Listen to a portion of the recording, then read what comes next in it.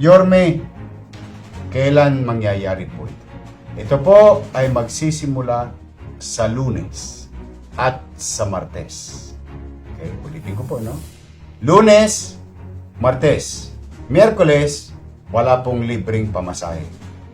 Huwebes, Biyernes Santo, Sabado de Gloria, Linggo ng Pagkabi. Kalunisan, susunod na linggo, Lunes, Martes, at Miyerkules. So, ibig po sabihin, makatitikim ng libreng pamasahe ang humigit kumulang 100,000 mananakay na tagalungsod ng Maynila at ang ibang dumadapo dito.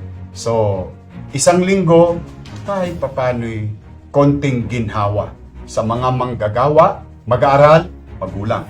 Sa mga driver, may kapanatagan, may katiyakan, nakita, may panggasolina, at sa mga operator na mabawi naman nila ang kanila. So, 4 ang tinamaan sa 3 bulig. Garantiyang ibibigay ng pamahalang lungsod. Pagtiklop ng araw, bayad ang driver.